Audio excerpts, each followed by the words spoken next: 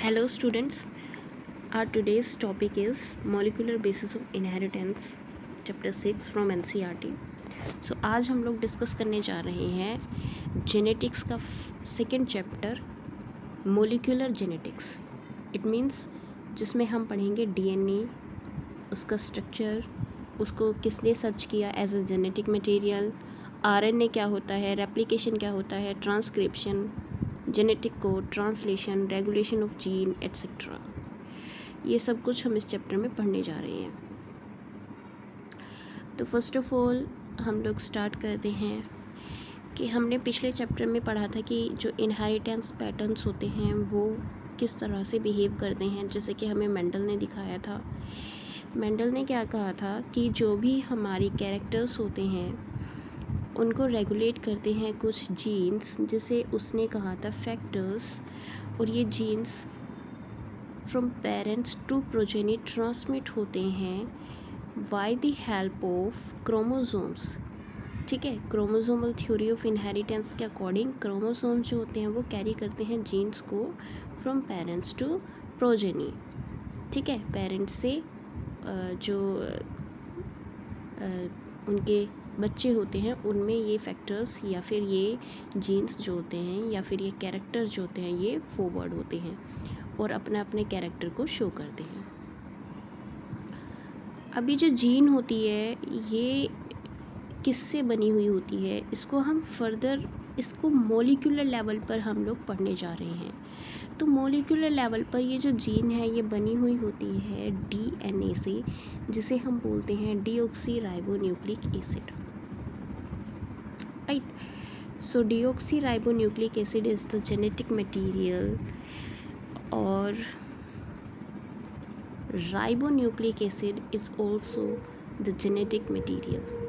Right, देखिए genetic material दोनों ही होते हैं, डीएनए भी और आरएनए भी। So DNA is deoxyribonucleic acid and RNA is ribonucleic acid.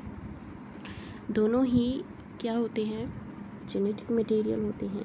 लेकिन ज़्यादातर ऑर्गेनिजम्स में डीएनए जेनेटिक मटेरियल की तरह से एक्ट करता है, सिर्फ कुछ ही ऑर्गेनिजम्स में आरएनए जेनेटिक मटेरियल की तरह से एक्ट करता है।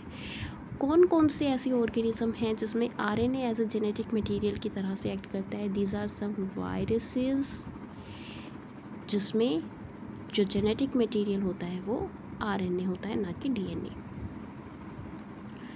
सो क्लास 11th में आप लोग पढ़ भी चुके हों कि जो डीएनए होता है वो क्या होता है, एक बहुत ही लॉन्ग पॉलीमर होता है और उस पॉलीमर के जो मोनोमर्स होते हैं वो क्या होते हैं, पॉलीन्यूक्लियोटाइड्स होते हैं। ठीक है, so it is a very long chain. ठीक है, बहुत ही लॉन्ग चेन होती है डीएनए की, जो कि स्मॉल मोनोमर यूनिट्स से मिलकर बनी हुई होती है। ये स्मॉल मोनोमर यूनिट्स से मिलकर बनी हुई होती है और ये जो मोनोमर यूनिट होती हैं इसको हम क्या बोलते हैं, न्यूक्लियोटाइड्स। क्या बोलते हैं, न्यूक्लियोटाइड।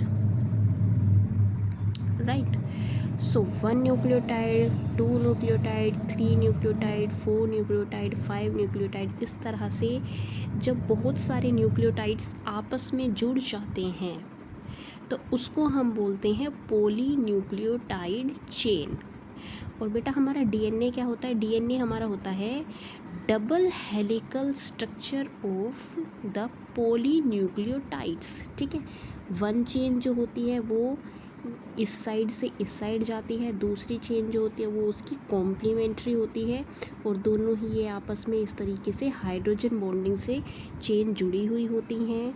इसलिए हम इसको क्या बोलते हैं, double helical structure of polynucleotide chain, जिसे हम क्या बोलते हैं, डीएनए। तो पॉलीन्यूक्लियोटाइड एक्चुअल में क्या होता है, कैसे वर्क करता है, क्या इसके फंक्शंस होते हैं, किस चीज़ों से बना होता है, ये सब हम पढ़ेंगे आगे। अब देखिए बेटा, इसके आगे हम पढ़ते हैं कि जो हमारा ह्यूमन जीनोम है, ह्यूमन जीनोम यानी कि हमारे ह्यूमंस के अंदर जो भी हमारे जीन्स प्रेजेंट हैं उनके कंप्लीट न्यूक्लियोटाइड का सीक्वेंसिंग हमने पिछले लास्ट डिकेड से हम लोग कर रहे हैं और ये कंप्लीट होने में अभी थोड़ा टाइम है। ठीक है, तो सीक्वेंसिंग में हम लोग डिफ़ाइन करते हैं, पता लगाते हैं कि जो हमारी जीन्स हैं वो कौन कौन सी प्रोटीन बनाती हैं, किस तरह से वर्क करती हैं और कितनी तरह की जीन्स हमारे अंदर प्रेजेंट हैं, कौन से क्रोमोज़ोम में कौन सी जीन्स हैं और किस क्रोमोज़ोम में कितनी जीन है। तो इस तरह से हम लोग जो भी इंफॉर्मेशन होती है, जो भी डेटा होता है, उसको जब हम सीक्वेंस करते हैं, पता लगाते हैं, तो उसको हम बोलते हैं जीनोम सीक्वेंसिंग। अभी हमारे बहुत सारे ऑर्गेनिजम्स ऐसे हैं जिनका पूरा का पूरा जीनोम सीक्वेंस कर लिया गया है। एग्जाम्पल है आपका राइस का पूरा जीनोम सीक्वेंसिंग हो चुका है। कुछ बैक्टीरिया हैं, कुछ ईस्ट हैं, कुछ निमेटोड्स हैं और कुछ और प्लांट्स हैं जिनका जीनोम सीक्वेंसिंग हो चुकी है। तो ह्यूमंस की, क्योंकि ह्यूमंस का जीनोम काफ़ी बड़ा जीनोम है, इसलिए इसकी सीक्वेंसिंग अभी चल रही है। इसके ह्यूमंस के कुछ क्रोमोसोम्स ऐसे हैं जिनकी कंप्लीट सीक्वेंसिंग हो चुकी है, जैसे कि क्रोमोसोम 1, क्रोमोसोम 11, XY। तो कुछ क्रोमोसोम्स ऐसे हैं जिनकी सीक्वेंसिंग कंप्लीट हो चुकी है, लेकिन कुछ क्रोमोसोम्स ऐसे हैं जिनकी सीक्वेंसिंग अभी बाकी है। ठीक है, कुछ जीन्स का हमें पता चल चुका है और कुछ जीन्स का हमें अभी तक आइडिया नहीं है। तो इस प्रोजेक्ट के ऊपर वर्क चल रहा है। ठीक है, तो ह्यूमन जीनोम प्रोजेक्ट के बारे में भी हम आगे इस चैप्टर में पढ़ेंगे। तो बेटा बहुत ही ज़्यादा इंटरेस्टिंग चैप्टर है। तो अब हम शुरुआत से पढ़ते हैं कि डीएनए क्या होता है। देखिए, जो जैसे कि मैंने आप लोगों को बताया था कि डीएनए जो है वो एक लॉन्ग पॉलीमर है न्यूक्लियोटाइड्स का। और न्यूक्लियोटाइड्स कौन से? Deoxy ribo nucleotides. ठीक है, डीऑक्सी राइबो न्यूक्लियोटाइड्स का एक लॉन्ग पॉलीमर होता है डीएनए। ठीक है, डीऑक्सी राइबो न्यूक्लियोटाइड्स। अभी बताएंगे डीऑक्सी राइबो न्यूक्लियोटाइड्स इसको क्यों बोलते हैं। क्योंकि बेटा इसमें एक शुगर होती है। ठीक है, इसको हम बोलते हैं पेंटोज शुगर। पेंटोज क्यों बोलते हैं? क्योंकि ये 5 कार्बन से मिलकर बनी हुई होती है। Carbon 1, carbon 2, 3, 4 and 5 pentose sugar होती है और इस शुगर का नाम होता है राइबोज। ठीक है, तो इसीलिए इसको हम बोलते हैं डीऑक्सी, क्योंकि यहाँ पर एक डीऑक्सी ग्रुप प्रेजेंट होता है राइबोज शुगर में। तो इसलिए हम इसको क्या बोलते हैं? Deoxy ribo nucleotide. और ये इस शुगर के साथ जुड़े हुए होते हैं क्या? न्यूक्लियोटाइड्स। ठीक है, तो इसको हम क्या बोलते हैं? Deoxy ribo nucleotide. अब बात करते हैं कि जो लेंथ होती है डीएनए की वो कितनी होती है। बेटा डीएनए की लेंथ और ऑर्गेनिज्म टू ऑर्गेनिज्म वेरी करती है, लेकिन फिर भी एक छोटे से ऑर्गेनिज्म में भी डीएनए की बहुत ही ज़्यादा लंबी लेंथ पाई जाती है। एग्जाम्पल के तौर पर अगर हम बात करें तो एक बैक्टीरियोफेज है। बैक्टीरियोफेज का मतलब होता है वो वायरस जो कि बैक्टीरिया पर अटैक करता है। ये जो इस तरह का वायरस होता है इसको हम क्या बोलते हैं? बैक्टीरियोफेज। ये क्या करता है? एक बैक्टीरिया को अटैक करता है और इस बैक्टीरिया को यूज़ करता है ये अपना रिप्रोडक्शन करने के लिए या अपना मल्टीप्लिकेशन करने के लिए। सो इस बैक्टीरियोफेज वायरस में क्या होता है? जिस बैक्टीरियोफेज वायरस का नाम क्या है? 5174। तो बेटा इसके जो डीएनए होता है उसमें 5386 न्यूक्लियोटाइड्स हैं। दूसरा बैक्टीरियोफेज है, इसका नाम है लैम्डा। इसके पास 48,502 बेस पेयर्स हैं। ई कोलाई ये एक बैक्टीरिया होता है, इसके पास 4.6 × 10⁻⁶ बेस पेयर हैं, यानी कि इतने करोड़ बेस पेयर हैं। ठीक है। और जो हमारा एक हैप्लॉइड सेल होता है डीएनए, उसमें कितना होता है 3.3 इंटू 10⁻⁹, यानी कि कितना 100 करोड़ के लगभग इसमें बेस पेयर्स होते हैं। तो आप समझ सकते हैं कि अगर हम अपना सेल देखें तो हमारे सेल में कितने होते हैं 3.3 इंटू 10⁻⁹ बेस पेयर होते हैं। ओके, यानी कि एक डीएनए को अगर हम इस तरीके से लॉन्ग कर दें तो इसमें हमारे इतने करोड़ बेस पेयर होते हैं। और इन बेस पेयर्स के बीच में कुछ डिस्टेंस भी होता है। तो अगर आप इस डीएनए को पूरा खोल दो तो ये बहुत ही ज़्यादा लेंदी डीएनए हो जाता है। कितना लेंदी हो जाता है कि अगर हमारे सभी सेल्स का डीएनए निकाल के और उसको पूरा ओपन कर सकते हैं, खोल सकते हैं, तो ये यहाँ से सन तक के 7 राउंड लगा सकता है। ठीक है। अब आप कहेंगे कि इतना सारा डीएनए हमारे अंदर कैसे है? वो ऐसे होता है कि बेटा, जैसे आपने देखा होगा कि जो सुई धागे वाली रील होती है, तो उसमें जो धागा होता है वो लिपटा हुआ होता है। ठीक है। तो जो वो धागा अगर आप लोग उसको पूरा ओपन करो, ठीक है, फैला दो, तो वो कितना होगा? वो एटलीस्ट 1 किलोमीटर तक हो सकता है। ठीक है। लेकिन कितनी सी जगह में आ गया? वो छोटी सी जगह में आ गया। तो ऐसे ही हमारा जो डीएनए होता है ये कोइल्ड रहता है, प्रोटीन्स के चारों तरफ ये कोइल्ड रहता है और ये बहुत ही अच्छे से एडजस्ट होता है हमारी सभी सेल्स के अंदर। तो कहने का मतलब ये है कि जो डीएनए होता है वो एक बहुत ही लॉन्ग पॉलीमर होता है, बहुत ही बड़ा पॉलीमर होता है। पॉलीमर क्या? पॉलीमर मीन्स कि जिसके बहुत सारे मोनोमर्स आपस में जुड़े हुए हों। ठीक है। और मोनोमर यूनिट क्या होती है डीएनए की? न्यूक्लियोटाइड्स। ठीक है। यानी कि डीएनए है तो डीऑक्सी राइबो न्यूक्लियोटाइड, और अगर आरएनए है तो सिर्फ राइबो न्यूक्लियोटाइड। ठीक है। तो ये बेटा क्या होते हैं? मोनोमर्स होते हैं किसके? डीएनए के। और मोनोमर्स जब आपस में बहुत सारे जुड़ जाते हैं, करोड़ों में जुड़ जाते हैं, तो ये क्या बनाते हैं? एक बहुत ही लॉन्ग पॉलीमर बनाते हैं, जिसे हम क्या कहते हैं? डीएनए। आई होप इतना आप लोगों को समझ में आया होगा। आगे कर लेते हैं हम। अब हम बात करते हैं स्ट्रक्चर क्या होता है पॉलीन्यूक्लियोटाइड चेन का।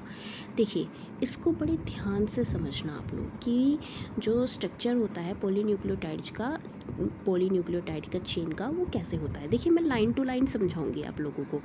देखिए, जो पॉलीन्यूक्लियोटाइड चेन होती है डीएनए की या फिर आरएनए की, देखिए इसमें 3 कंपोनेंट्स होते हैं। ध्यान से समझिए। सबसे पहला देखिए क्या होता है। सबसे पहला is nitrogenous base. Nitrogenous base सबसे पहला कंपोनेंट होता है, जिसे हम बी से रिप्रेजेंट करेंगे। ठीक है। Okay. Next is pentose sugar. देखिए, मैंने बताया था आप लोगों को पेंटोज शुगर होती है। पेंटोज शुगर का मतलब जो कि इस तरीके की होती है। ठीक है, इस तरीके की, यानी कि उसमें 5 कार्बन्स होते हैं, पेंटोज शुगर। और क्या नाम होता है पेंटोज शुगर का? राइबोज। ठीक है। तो जो ये राइबोज शुगर होती है या फिर पेंटोज शुगर होती है, ये इसका सेकंड पार्ट होता है। ठीक है। तो बेस प्लस पेंटोज शुगर। ठीक है। और थर्ड चीज़ क्या होती है? Phosphate group. ठीक है, प्लस फॉस्फेट ग्रुप। तो आप लोगों को याद क्या करना है कि जो डीएनए होता है उसमें 3 चीज़ें होती हैं। कौन कौन सी 3 चीज़ें होती हैं? Nitrogenous base, pentose sugar, phosphate group, यानी कि बीएसपी। ये बीएसपी कोई पॉलिटिकल पार्टी नहीं है। अगर आपको याद करना है तो आप लोग याद कर सकते हैं ऐसे बीएसपी से, लेकिन B means nitrogenous base, P means S means pentose sugar या फिर राइबोज शुगर। ठीक है। और P means phosphate group। अब आप देखिए कि यहाँ पर मेंशन किया हुआ है राइबोज आरएनए के अंदर क्या होती है, राइबोज शुगर, ठीक है, लेकिन डीएनए के अंदर क्या होती है, डीऑक्सी राइबोज शुगर, ठीक है, इसमें सिर्फ क्या जुड़ जाएगा, डीऑक्सी, ठीक है, इसीलिए क्योंकि आरएनए में सिर्फ राइबोज शुगर होती है तो इसलिए आरएनए को हम क्या बोलते हैं, राइबोज न्यूक्लिक एसिड, आरएनए, लेकिन डीएनए में क्या होती है, डीऑक्सी राइबोज न्यूक्लियोटाइड्स होते हैं तो इसलिए हम इसको क्या बोलते हैं, deoxy ribo nucleic acid, DNA. इतनी बात क्लियर है। उसके बाद हम बात करते हैं, सबसे पहले हम बात करते हैं नाइट्रोजनस बेसिस की। नाइट्रोजनस बेसिस की अगर हम बात करें तो नाइट्रोजनस बेसिस जो होते हैं ये हमारे 2 टाइप्स के होते हैं। कितने होते हैं, 2 टाइप्स के होते हैं। ये जो बेसिस होते हैं ये हमारे 2 टाइप्स के होते हैं। कौन कौन से होते हैं, one is purines and second is पिरामिडीन्स।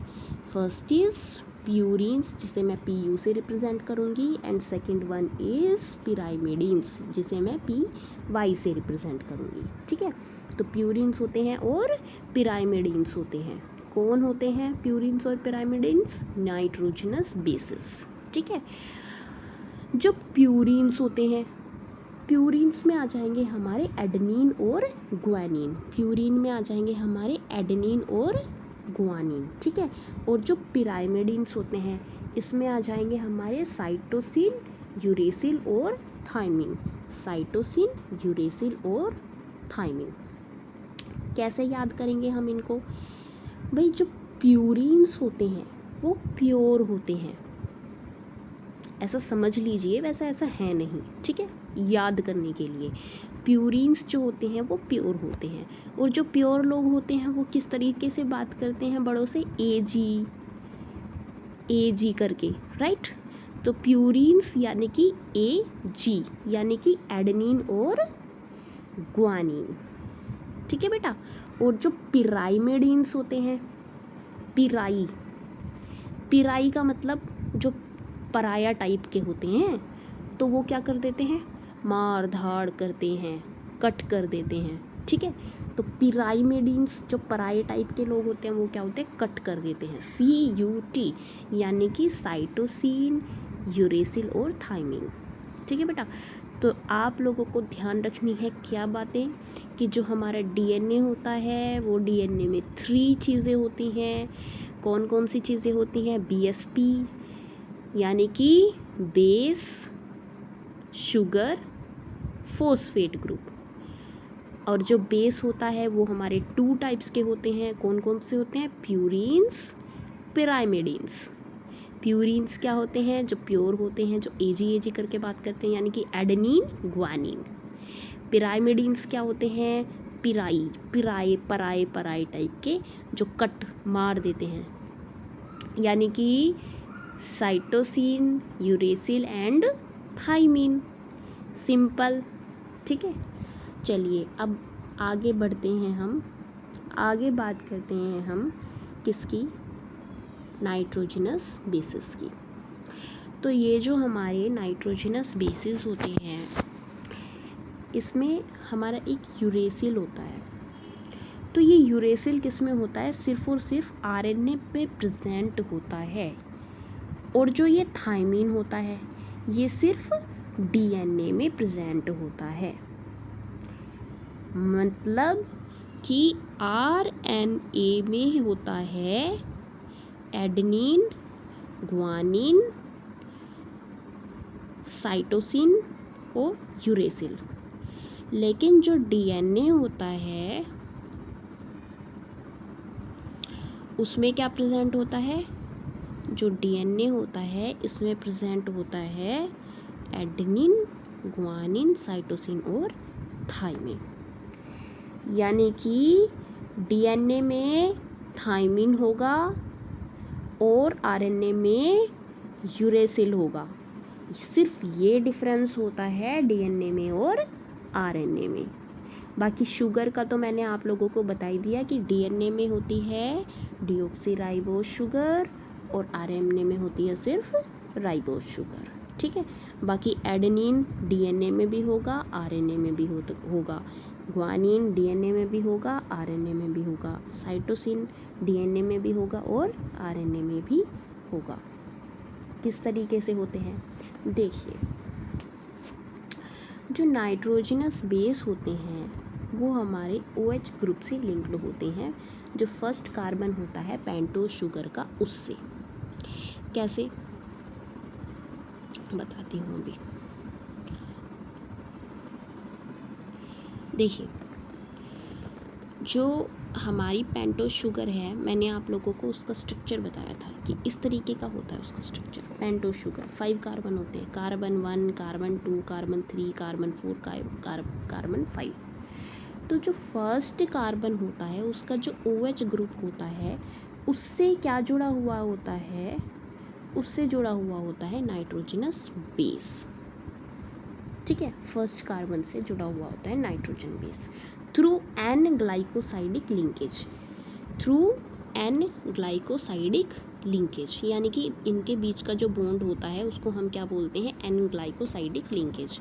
अब देखो मैंने स्ट्रक्चर बना के तो बता दिया कि किस तरीके से होता है, अब थोड़ा सा हम इसको सिंपल करके समझ लेते हैं। देखिए जैसे कि ये बेस है, तो बेस किससे जुड़ा हुआ है, शुगर के कौन से कार्बन से जुड़ा हुआ है, फर्स्ट कार्बन के OH ग्रुप से जुड़ा हुआ होता है। तो ये वाला जो बॉन्ड होता है इन दोनों के बीच का, बेस और शुगर के OH ग्रुप के जो बीच का जो बॉन्ड होता है, इस बॉन्ड को हम क्या बोलते हैं, एन ग्लाइकोसाइडिक लिंकेज। क्या बोलते हैं, एन ग्लाइकोसाइडिक लिंकेज। ये आपको याद करना है। और ये क्या बनाता है, न्यूक्लियोसाइड। क्या बनाता है, न्यूक्लियोसाइड। अब कहेंगे अभी तक तो आप न्यूक्लियोटाइड बोल रहे थे, अभी ये न्यूक्लियोसाइड क्या होता है आप हमें ये बताइए। तो पहले इसको भी समझ लीजिए। देखिए बेटा, अगर हम बात करते हैं किसकी, न्यूक्लियोटाइड की, ध्यान से समझिए, न्यूक्लियोटाइड की, तो न्यूक्लियोटाइड का मतलब होता है sugar plus base plus phosphate group. ये बात ध्यान रखेंगे। अगर शुगर, बेस और फॉस्फेट ग्रुप तीनों जुड़े हुए हैं तो उसको हम क्या बोलते हैं, न्यूक्लियोटाइड। और अगर हम बात करते हैं किसकी, न्यूक्लियोसाइड की, ठीक है, न्यूक्लियोसाइड की, तो उसमें सिर्फ और सिर्फ क्या होता है, शुगर प्लस बेस, उसमें फॉस्फेट ग्रुप नहीं होता है। समझे कैसे, थोड़ा सा यहाँ पे समझा देती हूँ। अब देखिए बेटा, ये डीएनए की चेन है, इसमें क्या है आपका phosphate group, right, and this is pentose sugar and this is base. कौन सा बेस है ये, एडेनिन, ये वाला थाइमिन, ग्वानिन, साइटोसिन, राइट। तो ये जो फॉस्फेट ग्रुप होता है और जो शुगर होता है और जो बेस होता है, इसको हम क्या बोलते हैं, इसको हम क्या बोलते हैं, इसको बोलते हैं न्यूक्लियोटाइड। तो जो न्यूक्लियोटाइड चेन होती है उसमें कैसे जुड़े हुए होते हैं न्यूक्लियोटाइड, देखिए 1 न्यूक्लियोटाइड, 2 न्यूक्लियोटाइड, 3 न्यूक्लियोटाइड, 4 न्यूक्लियोटाइड, इस तरीके से ये न्यूक्लियोटाइड्स आपस में जुड़े हुए होते हैं। लेकिन अगर मैं बात करूँ सिर्फ और सिर्फ शुगर और बेस की, शुगर और बेस की, तो इसको हम क्या कहेंगे, न्यूक्लियोसाइड। समझे। तो अगर शुगर और बेस की बात करूँ तो इसको कहते हैं न्यूक्लियोसाइड, लेकिन शुगर, बेस और प्लस फॉस्फेट ग्रुप को हम बोलते हैं न्यूक्लियोटाइड। क्लियर है इतनी बात। अब हम वही वापस से इधर आ जाते हैं। तो यहाँ पर बेटा, यहाँ देखिए आप लोग कि जो एन ग्लाइकोसाइडिक लिंकेज होता है, इससे क्या बनता है, न्यूक्लियोसाइड बनता है। ठीक है, कहाँ पर है एन ग्लाइकोसाइडिक लिंकेज, देखिए जो ये शुगर और बेस के बीच का ये वाला जो बॉन्ड है, इसको क्या बोलते हैं हम, N glycosidic linkage. This one, sugar plus base के बीच का बॉन्ड, दिस वन, जो शुगर और बेस के बीच का बॉन्ड है, इसको हम क्या बोलते हैं, एन ग्लाइकोसाइडिक लिंकेज, जो कि क्या बनाता है, एक न्यूक्लियोसाइड बनाता है। Nucleoside means sugar plus base, ठीक है। तो शुगर कौन सी है हमारी, पेंटोज शुगर, और बेस हमारा कोई भी हो सकता है, एडेनिन, थाइमिन, ग्वानिन और साइटोसिन। यूरेसिल नहीं होगा क्योंकि ये क्या है, डीएनए है। यूरेसिल किस में होता है, आरएनए में, ओके। उसके बाद हम बात करते हैं बेटा कि जो न्यूक्लियोसाइड्स होते हैं वो कौन कौन से होते हैं। तो देखिए मैं आप लोगों को यहाँ दिखा देती हूँ कि जो न्यूक्लियोसाइड्स होते हैं वो डीऑक्सी एडिनोसिन, जैसे कि ये वाला है, शुगर के साथ एडेनिन जुड़ा हुआ है तो इसको हम क्या बोलते हैं, डीऑक्सी एडिनोसिन। डीऑक्सी ग्वानोसिन, यानी कि अगर शुगर के साथ ग्वानिन जुड़ा हुआ है तो उसको हम क्या बोलते हैं, डीऑक्सी ग्वानोसिन। साइटिडिन या फिर डीऑक्सी साइटिडिन, यानी कि अगर शुगर के साथ साइटोसिन जुड़ा हुआ है तो उसको हम क्या बोलेंगे, डीऑक्सी साइटोसिन। डीऑक्सी थाइमिडिन, ठीक है, और यूरिडिन, ठीक है। अब देखिए इसमें आप लोगों को अगर दिख रहा होगा तो सबसे पहले बात की हुई है एडिनोसिन की। एडिनोसिन में क्या है, एडिनोसिन में डीऑक्सी नहीं लगाया हुआ है, यानी कि यहाँ बात हो रही है किसकी, आरएनए की। अगर आरएनए है तो न्यूक्लियोसाइड को क्या बोलेंगे, एडिनोसिन। आरएनए में अगर एडेनिन जुड़ा हुआ है राइबोज शुगर के साथ तो उसको बोलेंगे एडिनोसिन। लेकिन डीएनए में अगर सेम एडेनिन जुड़ा हुआ है राइबोज शुगर के साथ तो उसको हम बोलेंगे डीऑक्सी एडिनोसिन। ऐसे ही ग्वानोसिन अगर आरएनए में है, डीऑक्सी ग्वानोसिन अगर डीएनए में है। साइटिडिन आरएनए में, डीऑक्सी साइटिडिन डीएनए में। यूरिडिन यानी कि यूरेसिल आरएनए में, डीऑक्सी थाइमिडिन यानी कि थाइमिन किसमें, डीएनए में। आई होप ये आप लोगों को क्लियर हुआ होगा। आगे अगर हम बढ़ते हैं तो आगे हम बात करते हैं कि जो फॉस्फेट ग्रुप होता है वो लिंक्ड होता है किससे, 5 कार्बन से। कौन से कार्बन से, 5 कार्बन से, ठीक है। फॉस्फेट ग्रुप जो होता है ये जुड़ा हुआ होता है किससे, 5 कार्बन से। तो आप लोग देख सकते हैं first carbon, second carbon, third carbon, fourth carbon, 5 carbon. तो 5th वाला जो कार्बन होता है उससे जुड़ा हुआ होता है हमारा फॉस्फेट ग्रुप। और फर्स्ट से क्या जुड़ा हुआ आता है हमारा, बेस, ठीक है। तो ये जो लिंकेज होता है बीच का जो बॉन्ड होता है जो शुगर को और फॉस्फेट ग्रुप को जोड़ता है, इसको बोलते हैं हम फॉस्फोडाइस्टर लिंकेज। क्या बोलते हैं, फॉस्फोडाइस्टर लिंकेज, राइट।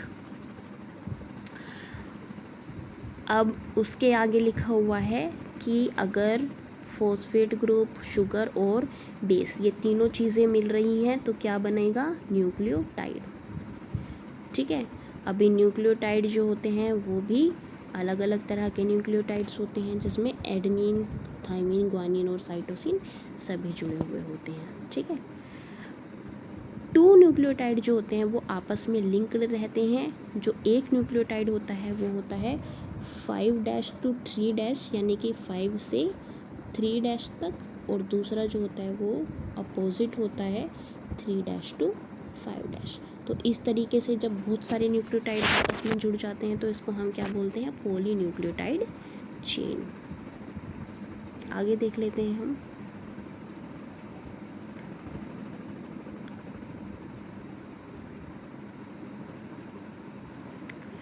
जो पॉलीन्यूक्लियोटाइड चेन होती है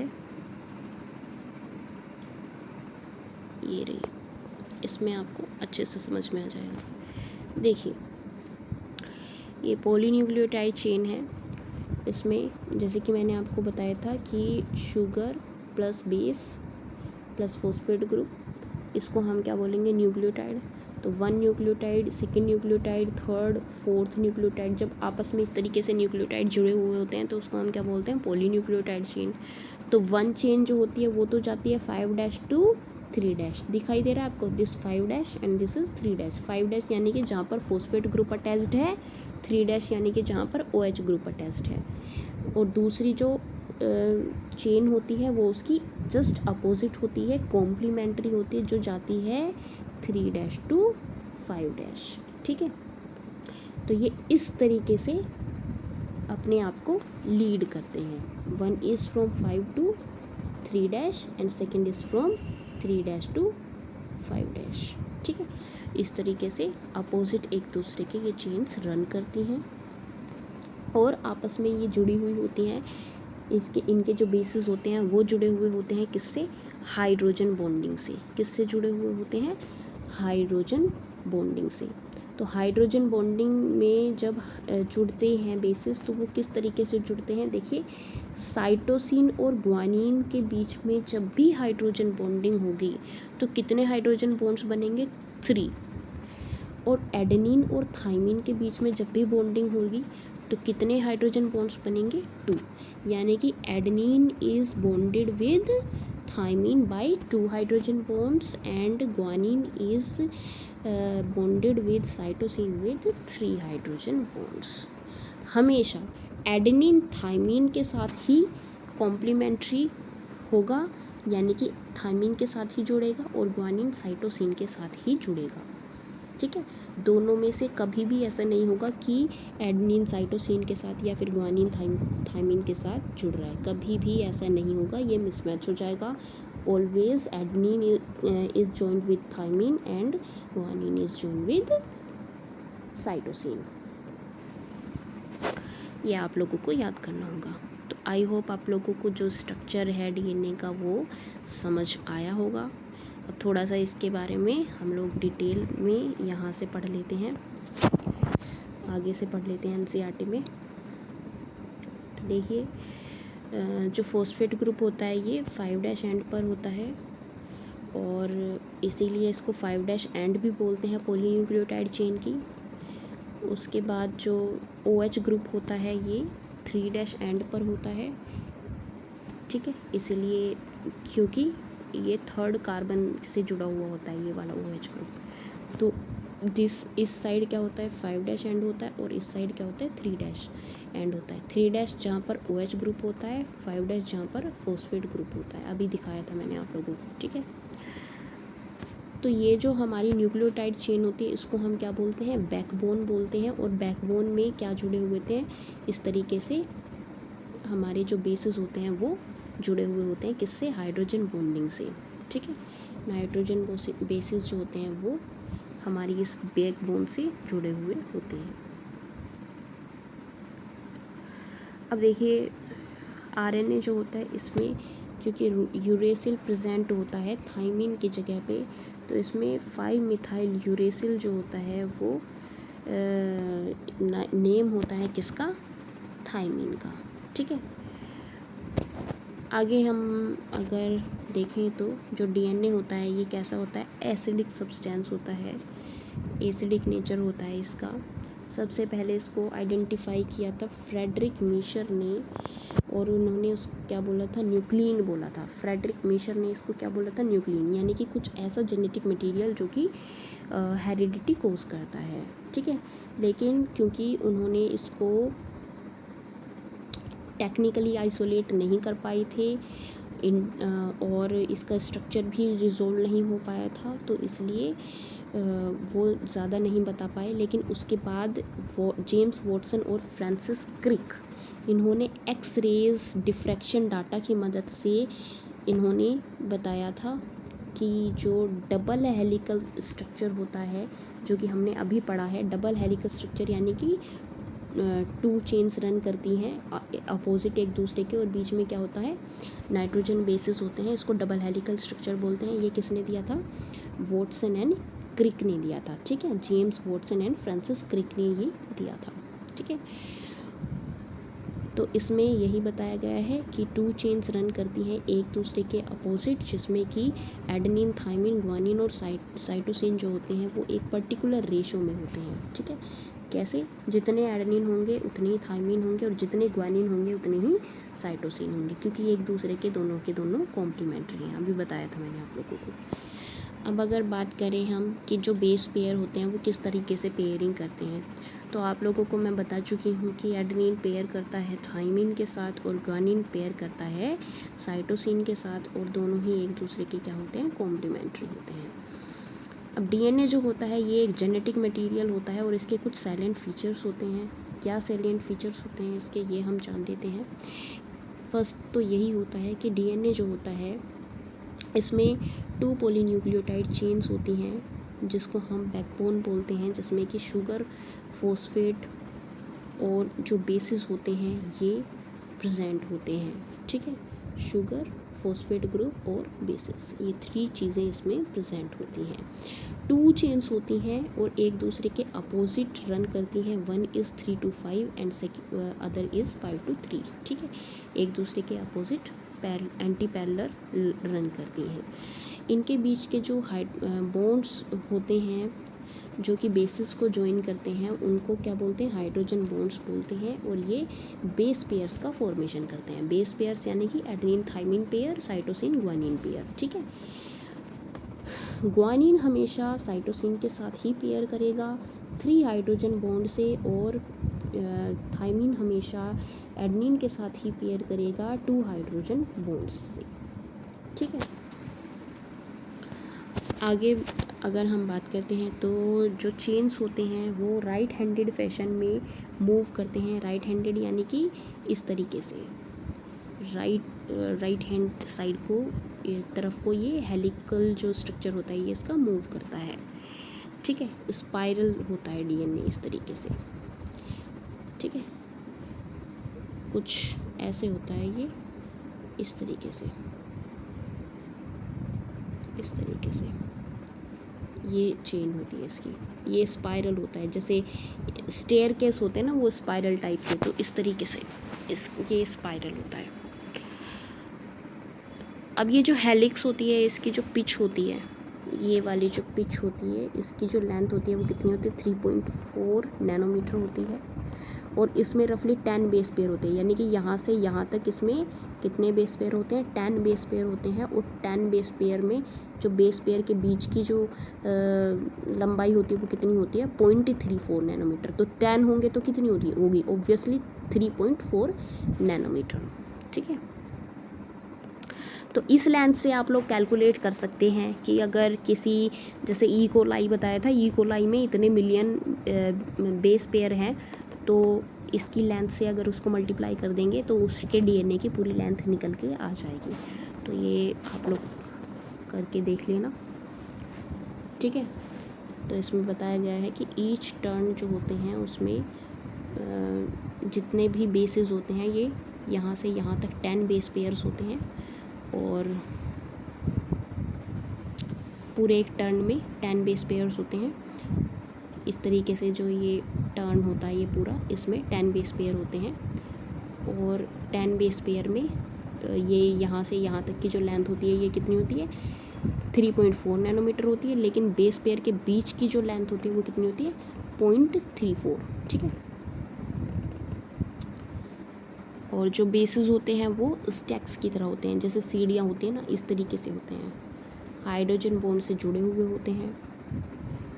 तो ये आपका जो डीएनए का स्ट्रक्चर है ये कंप्लीट हो गया है। ये आगे हम नेक्स्ट वीडियो लेक्चर में पढ़ेंगे कि इसकी कैसे पैकेजिंग होती है, किस तरीके से इसका जो पैकेजिंग होती है वो कैसे होती है, किसने ढूंढा था जेनेटिक मटेरियल। तो इसकी कुछ थ्योरीज़ वगैरह ये सब हम पढ़ेंगे नेक्स्ट वीडियो में। Thank you.